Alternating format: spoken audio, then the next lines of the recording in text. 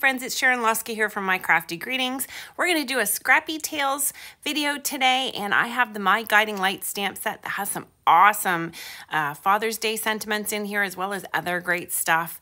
You know it's got to be a wacky video today because I am pulling out this iridescent tissue. It's not tissue, it's like plastic, but oh, it's so cool. And both of these packages are from Dollar Tree and Dollarama. I've used it before with this Sweet Bear stamp set, also from Scrappy Tales. You can see it in the background there. It's cool stuff. If you can get your hands on it, get it. I found iridescent plastic tablecloth that would be awesome too. It's not in blue, but I'll link it anyways. We're going to use the A7 Seashell frame cover plate die from Scrappy Tales. It has With Heartfelt Sympathy in it, as well as a bunch of other little silver dollars and, well, all the sea stuff, you know. So I'm cutting this out. It's important to use really good sharp scissors. I'm using my sewing scissors. It won't hurt your sewing scissors, but you don't want to fuss around with scissors that aren't quite that sharp. Oh, there's that butterfly from the earlier release. It keeps coming out. It wants to be in a video so badly. It's just gonna have to wait. So we're scrunching this up really good. And don't worry if you cut it and there's a fold in it, because you're not gonna see the fold by the time we're done. You just wanna make sure we get it nice and scrunchy so there's lots and lots of texture. I have an Avery True Block label sheet here. I like it because it's thicker and stickier than normal. It does a really good job where you need support for something like this, but you can use what you have in your stash. Here's a trick to cut 7 inches when you only have a 6-inch trimmer. Line it up at the 6-inch mark, put a mark at the 5-inch mark. Slide your mark over to the 6-inch mark, give her a slice, and you'll have 7 inches. Quick check to make sure everything fits, and then I'm taking off the protective liner from the back of my sticky sheet. I'm getting this hovered above, and then I'm going to slide it around so that I can give it a little bit of a zhuzhing while I'm setting it down. You want to add in lots of wrinkles and ridges and make sure that it's all lumpy and bumpy, because this is going to look like the ocean by the time we're done. Now do smooth it down as flat as you can, and make sure that all the little side pieces are out of the way. I'm lining my finger protector up so that I can eyeball a nice clean edge, and that's going to allow us to make sure we cut this to the right size. Sabrina makes the 5x7 dies so that they have a nice little reveal around the edge of an 1/8 inch. So we need to cut this so that it's just about the same size as the cover plate. I'm going to cheat instead of measuring, and I'm going to line up my die cut with the edge of the blade and then line my paper up with the edge of the die cut, and that's going to allow me to cut it the perfect size. Just exactly what I want. I'm going to put Tombow Mono Multi around here. We'll sneak off and get a full bottle though. So here's a trick that we're going to make a skyline with. I've got some alcohol ink here, and this is Pinata Baja Blue, and that is just a foam applicator, the Tim Holtz foam ink applicator, and I'm just dotting this on, and then I'm going to be sweeping it over the top. I've picked a horizon line. It's probably in the top third of my panel here, maybe top quarter, and I'm just giving a little daub on there. Now I'm adding indigo from Ranger and just a very slim line on the edge so I can go right along that horizon line, and then I'm going to take the clean side and smush it out to blend it upwards, and then I'll add a few little dabs here and there to give some texture to the sky. I'm going to flip that around to that inky edge again and just refortify that horizon line so that there's a split between the ocean and the sky. I was trying to keep my fingers clean, and of course I used all the fingers that weren't protected. I'm going to give this a stick down with my dry Tombow Mono Multi, and yes, please subscribe if you really like these cool different techniques and all the wacky weirdness that I bring you. Subscribe, give me a thumbs up, hit that like button. That is the like button, the thumbs up. Well, leave me a comment too. It just rocks my boat when you do that. So I trimmed a little bit off the edges, and then what I did is I did not add the Tombow Mono Multi to the actual little shells and starfish and sand dollars here, because I wanted to give them a little bit of a pinch so that they had some dimension. Now we also have the Porthole A2 size die here. It is amazing. It's got a little sailboat, these little nail heads, which are great for other cards, pieces for the sailboat, the water, teeny tiny clouds for scene making. I love this die. I can see so many uses for it already. Now Now I also wanted to show you, I wanted to cut little thin water strips. So I just cut this once and then I'm going to recut it a second time. I always use the Scotch Wall Safe tape. It is the perfect tape for die cutting and it never wrecks any of my stuff and never leaves dents or problems in my paper. If there's any sticky, I can rub it off with my finger.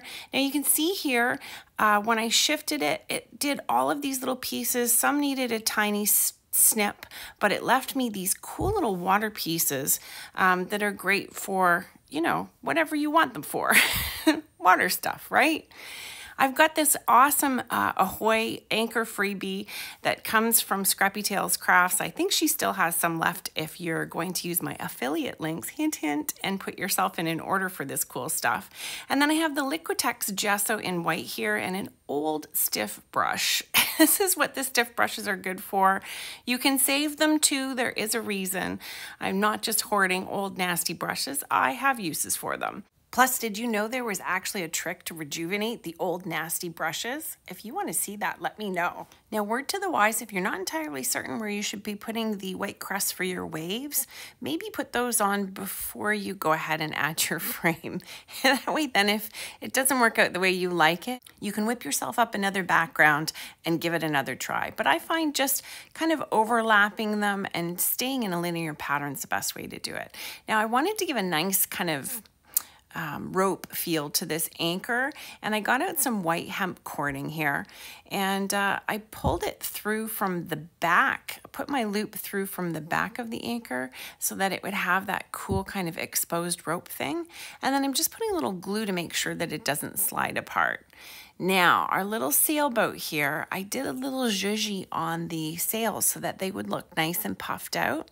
And I'm only going to put Tombow Monomalti on the raised or the cupped portions, the portions that are going to be dented in and actually touching the little sailboat. Does that make sense?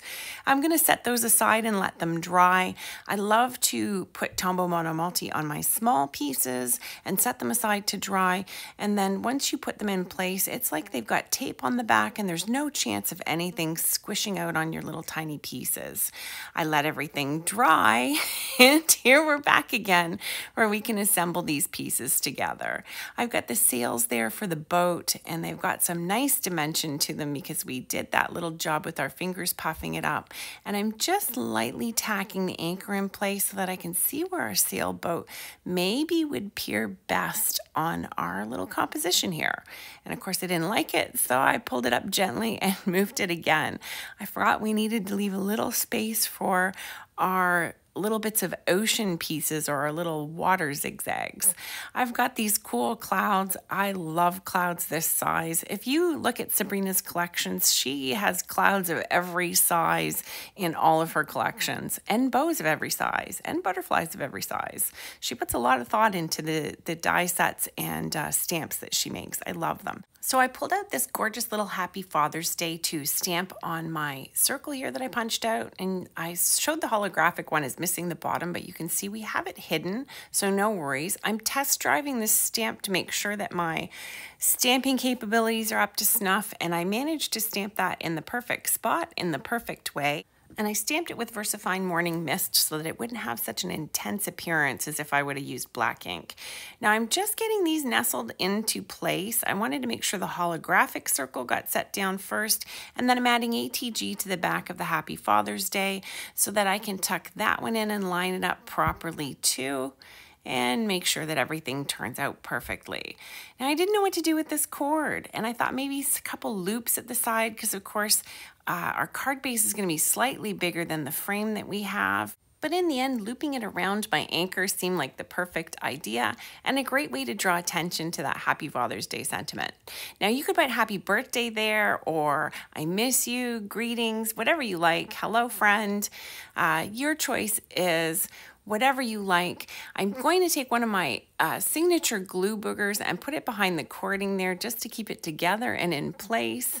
And then I'm adding some ATG just to a 5x7 white card base. I use Accent Opaque, and I use Nina Solar White for the rest of my die cutting.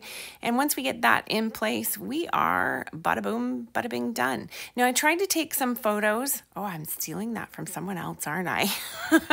Sorry, Laura Basson. Anyways, I wanted to take some photos so that you could get some ideas of what this looks like in real life, and nothing even comes close to it. All I can say is if you want to see what it really looks like, go ahead and make it yourself. You are going to love it. It's a great technique, and any colors with any of these dies would be fabulous. Have an awesome day. Thank you so much for joining me. Bye.